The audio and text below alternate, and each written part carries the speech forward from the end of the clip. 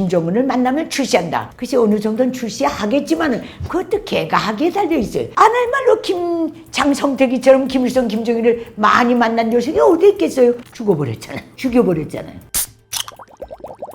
저는 1999년 1월 16일에 대한민국 기순한 새터민 김길선입니다. 북한에서의 경력은 국방부문 정책 담당 기자 17년 사회생활 경력을 가지고 있습니다. 감사합니다. 없지요. 북한의 언론을 쭉 분석할 때 김일성 때, 김정일 때는 나름 언론이 총돈돼 나왔어요. 김일성 적석의 말류도 그렇고 균형을 맞춰서 나왔는데 김정은 대에 들어와서는 북한의 기사들도 짜증나는 것 같아요. 막 써. 그래서 좋다는 말은 다 써야 꽉 먹고 죽으라는 그런 저주 같은 그런 작태가 나는 보이거든요. 나는 기사 출신이에요. 김일성 적석이 혁명의 전초선 전초병 최후의 보루라고 한 국방과학부 출신 기자예요. 내가 김일성 적석의 야망을 이렇게 잘할 수 있는 거는 김일성 적석의 야망이 짐작되어 있는 게 국방 분야이기 때문에 그런 거예요. 근데 이렇게 놓고 볼 때 북한의 옛날에는 북한 기사들 보면 책이 착착착착 나왔는데 지금 북한의 언론 출판 보도 보면 기자들은 속에도 없는 칭찬을 자꾸 해야 되니까 계속 쏟아내. 김정은이 잘났다고, 정말 위대하다고, 김정은만 보면 눈물이 나고, 이거는 매닥질 해놨어요. 이 모든 게 김정은이가 이제 그 무슨 나뭇가지에 걸렸다, 이렇게든 저렇게든 수령은 거룩하고 성스럽고 멋진 모습, 위대한 모습, 아주 그런 모습만 보여줘야 되는데 머리에 나뭇가지가 걸렸다, 좀 흉하잖아요. 그러니까 편집했겠죠. 근데 그건 못 봤거든요. 자기네 나름대로 신속성을 보장한다면서 모든 사람이 김정은이 속에 들어갔다 나온 것처럼 편집할 수는 없잖아요. 이게 어떻게 보기 시각에 따라서는 나뭇가지 부딪히는 것도 마다하지 않고 지나갔다 더 좋게 포장될 수도 있는 거예요. 김정은이가 보기 싫으면 편집하는 거지. 얘 수준이에요. 그것도 자기 어필을 할 수 있는, 인민을 위해서 움직이는, 물불을 안 가리고 온몸을 내다는 그거 하나의 소재로 써먹을 수도 있는데 이놈은 자기가 보기도 자기가 싫었길래 뺐겠죠. 그 김일성 적석 김정은이가 보기 싫다면 빼는 거예요. 그럼 왜 처음에 나갔는가? 지면이든 화면이든 나가는 모든 자기네 적석과 관련된 거는 10번 20번 검토했어요. 얘는 검토를 건성으로 해요. 왜? 우선 짧아. 후계자 수업 과정이 없었기 때문에 이게 왜 중요한지 얘는 개념이 없는 거예요. 그러니까 얘는 보기 싫으면 뽑는 거예요. 그래서 이거는 뭐 왜 뺐을까요? 김정은이가 빼라 그래서 뺐다. 그 철학을 부여할 것도 없고 입방아 찌면서 분석할 것도 없어요. 피해보상. 북한의 타이틀이 어떻게 됐는지 알아요? 전체 인민이 나라의 주인으로 돼 있어요. 모든 국가의 재산의 주인으로 돼 있어요. 부동이건 유동이건 공업이건 농업이건 어업이건 다 북한 인민이 나라의 주인으로 돼 있어요. 주인이 누구한테서 보상받아요? 전체 인민이 나라의 주인이라는 거는 직역하면 곧 김일성 적석의 유일한 주인이다, 그 소리예요. 북한은 어떤 경우에도 이런 자연재해로 그 어떤 이렇게 보상하는 그런 시스템, 정책이 없어요. 허물어졌으면 주인이 복구하는 게 응당한 거고, 그건 국가가 거들어줄 뿐이고, 국가는 오직 지시만 내려요. 폭풍이 오니까 산으로 올라가시오. 집이 무너졌으니까 그 사람이 소속되어 있는 공장, 기업소가 이렇게 해서 지어주시오. 어차피 허물어진 집도 나라의 재산인데 이렇게 되는 거예요. 저 수해에 나서 무더기로 죽고 어쩌고 해도 어떤 보상도 없는 게 북한이에요. 이 1호 사진이 사람을 살리고 죽이고 해요. 어떤 사람에게는 1호 사진으로 운명이 확 팬 사람이 있고, 어떤 자에게는 1호 사진 때문에 목을 내놓는 자도 있어요. 전형적인 사례가 장성택이처럼 1호 사진 많이 찍어서 자가 어디에 있겠어요. 1호 사진 하나로 성분이 왔다 갔다 하는 건 없다, 이렇게 봅시다. 그러면 김정은이가 자강도, 평북도, 자강도, 양강도 피해 주민, 어린이, 노약자, 노인, 영예군인, 애어머니를 평양에 데려갔다. 이거 우리 정확히 합시다. 시스템상으로 데려간 거는 아무 사람이나 눈에 보이는 피난민을 다 데려간 게 아니에요. 재해민을 다 데려간 거 아니에요. 수령이 언제든지 용도업적 선전용으로 써야 되는 대상인 거예요. 그렇기 때문에 걔들을 올라갈 때도 주민등록 성분을 다 따지는 거예요. 하나하나 다 따지고 수령 옆에서 하나의 그림을 만들 수 있는 그 대상들을 철저히 골라서 가요. 걔들은 수재민 플러스 1호 행사 소문들이에요. 자기가 현신할 수 있는 가장 핫한 그거는 수재미 만나보는 게 제일 핫한 거예요. 그거밖에 없어요. 그러니까 간데 이렇게 놓고 볼 때 그 수재민들 아무나 길 가다가 수재민 타라 홍대 온 게 아니라니까. 안전부, 보안부, 당 조직이 수재민 하나하나를 다 성분조사해서 김정은이가 밤에 나가든 낮에 나가든 늘 시트장에 앉혀놓으시는 그 성분 대상으로 딱 나간 거예요. 이걸 모르면 북한 주민이 아니에요. 이건 어떤 경우도 이 시스템은 흔들질 않아요. 지상 최대의 원칙이 이 원칙이에요. 얼마나 준비를 잘했으면 가자마자 새 옷을 다 입혔겠어요. 거짓골로 올라간 거. 자기도 알아요. 수령 기쁘게 해주기 위해서 행사용으로 간다는 거. 그러나 북한 주민들이 의식 수준으로 볼 때는 아주 영광으로 생각해요. 그래서 거기 갔다 온 사람은 김정은을 만나면 출시한다. 글쎄 어느 정도는 출시하겠지만은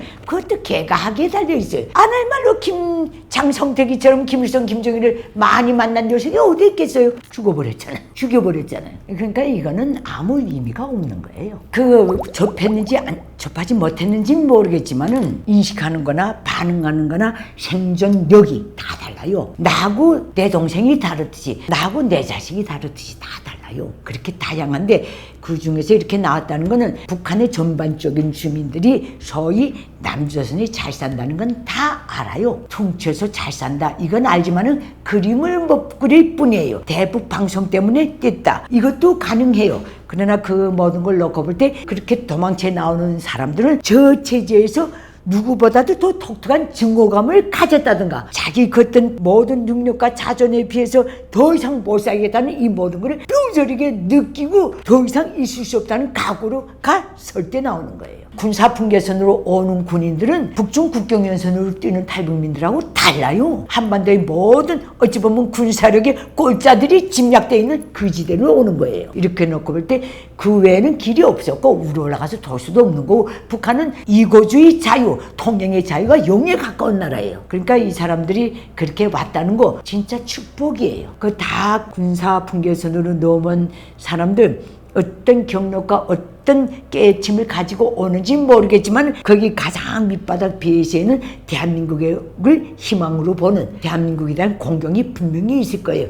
적어도 저길 넘어가면 나는 죽지 않는다. 이 희망은 있었을 거예요. 그러나 중국으로 뛴다. 저길 넘어가서 내가 살지 죽을지 팔려갈지 누구도 장담 못해요. 북중 국경으로 넘어오는 탈북민들은 중국에 한 번 넘어와서 또 다른 생사를 건 탈출을 또 해야 돼요. 동남아로 또 가야 돼요. 중국에 있는 모든 내국 대사관이랑 이거 진짜 그 필사적인 이단 도약을 해야 돼요. 그러나 분계선으로 넘어오는 분들은 한 번 뛰면 되는 거예요. 이건 축복이죠. 그런데 그렇게 많이 못 내려오는 건 내려올수록 주민 밀도가 굉장히 희박하고 그 다음에 북한군의 모든 경비에 대한 감시 이게 또 점이라고. 그래도 사람이라는 이 용어는 공기나 물과 같아요. 물과 공기가 못 들어가는 데 있어요. 문제는 본인이 준비 정도에 딱 있는 거예요. 그래서 나오는 사람은 나오는 거고 그냥 그대로 있는 건 있는 거죠. 그러나 분명한 것은 김정은 시대의 모든 북한 주민들이 공포를 이기지 못해서 저렇게 있을 뿐이지 김정은의 무슨 강성대구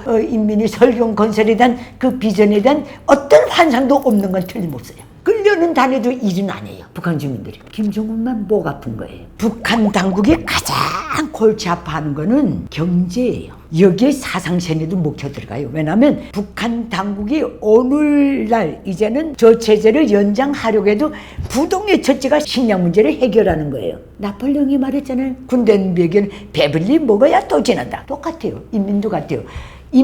인간은 하늘 한 끝에 그렇게 별일을 다 돌다가도 하루 세끼 꼭 밥상머리에 와 앉아요. 이걸 해결 못하면 김정은이 어떤 공약도 먹혀 안 들어요. 먹여놔야 돼요. 식량 배급 제도가 부활돼야 주민생활이 일단 안정이 돼요. 모든 국민을 지역별로 직업별로 묶어놓을 수 있어요. 밥은 주기 때문에 이동을 안 해도 되는 거예요. 그래서 김일성 주석은 저 체제의 타이틀을 올린 첫날부터 우리 주체의 사회주의 체제의 절대적 우월성 온 세상이 정말 찬양하는 3대 우월성 중에 첫째가 식량 배급제도라 그랬어요. 먹고 사는 문제를 걱정 안 하게 돌봐주는 것. 식량 배급제도는 최고의 우월성이라 그랬어요. 두 번째가 무상치료 제도라 그랬어요. 세 번째가 무료교육 제도라 그랬어요. 무상치료 무료교육 식량 배급제도가 가동해야 얘도 돌아가는 거예요. 그러니까 얘는 출발점이고 본질이고 저체제의 전부예요.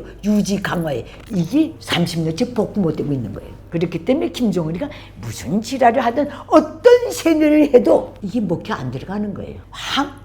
대한민국은 존재 자체만으로도 대북 활동이에요. 대한민국이 경제력, 군사력, 자유민주주의 원칙, 제도라는 이 본질적인 이 우월성이 존재 자체로만으로도 북한을 향한 대북 선전이에요. 이것 때문에 김일성 족속이 눈만 뜨면 한반도에서 남조선을 없애버려야 한다고. 그래야 우리 체제가 영원무궁히 간다는 거. 김일성 족속 체제 유지 3대 원칙이 뭔지 알아요? 3대 비전. 북한 지대를 김일성 족속의 노예 지대로 만든다. 한반도를 주체 사상화한다. 남조선을 수복해서 자기 체제에 걷어였는다는 거예요. 세 번째, 이것도 불안하다. 온 세상 주체 사상화다. 그래서 전 세계 주체 사상을 전파하고 북한 체제에 대한 지지자, 동정자 테러를 늘린다. 저 체제가 안팎으로 공략하고 있는 체제 유지 연구와의 3대 전략이 이거예요. 대한민국 존재 자체가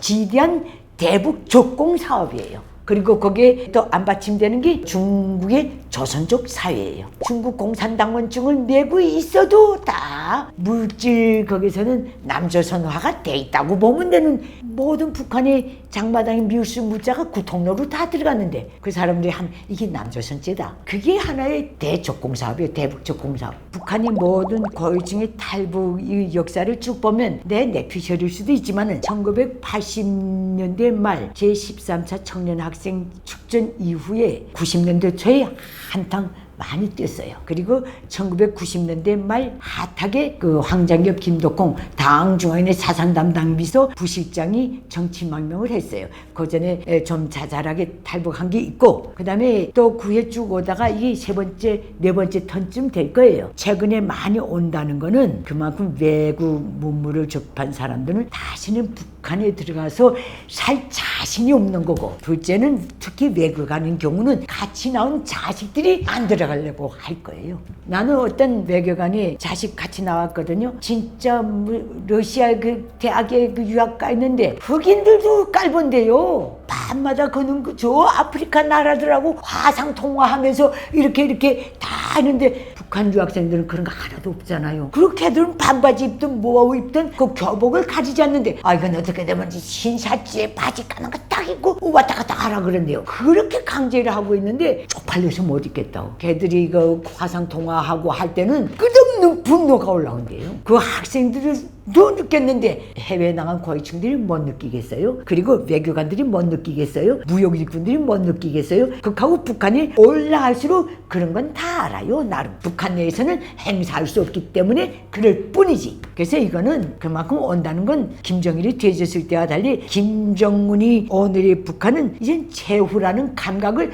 천기가 알려주는 거예요. 김정은이가 유학을 갈 수 있었던 것은 후계자로 내정할 생각도 없고 내정도 안 됐기 때문에 간 거죠. 그렇지 않으면 못 가요. 우리가 봅시다. 김정일이가 김정은이를 세우고 싶어서 세운 거 아니에요. 김일성이 김정일을 후계자로 세울 때는 그 김정일의 애비 공로와 출생이 분명했어요. 위대한 수는 김일성과 항일의 여성 영웅 김정일 사이에 맏아들이다. 이게 딱 있은 거예요. 북한 주민들 그거 모르는 거 한 사람도 없어요. 김정은이는 누구도 몰라요. 어디서 나왔는지, 백두산에서 나왔는지, 무본산 앞바다 섬에서 나왔는지 누구도 몰라요. 출생지도 공개 못해요. 어머니를 일단 공개 못해요. 이렇게 돼 있기 때문에 김정일이는 자기가 저렇게 빨리 죽으려는 타산을 안 했던 것 같아요. 제 애비는 그래도 80을 넘겨 죽었는데 저건 70도 못 넘기고 뒤졌어요. 그래도 하겠다고 나서는 게 정남이는 더 못 세우겠고 인민배우 성현님의 아들이란 거 기득권이 제일 먼저 하니까 얘를 신격할 수 없는 거예요. 우상국가 세습국가에서 신격하는 생명이에요. 저체제 유지 혈액이에요. 그걸 못하는 거예요. 근데 정은이 형 정철이는 안 하겠다 그러니까 정은이 내가 하지요 하고 올라간 거예요. 얘는 아직까지 이제 10년 됐는데 김정은의 어머니 고용이 잠깐 나왔다가 아예 매장해버렸어요. 고용이가 김일성 체제 유지를 해서 혁명 활동한 것도 없고 아무것도 없는 거예요. 춤추다가 그저 눈에 들어서 됐다. 거기다 기국민이다. 북한 기국민들은 다 알아요. 어떻게 신격화해요? 그 욕작용이 있기 때문에 못한 거예요.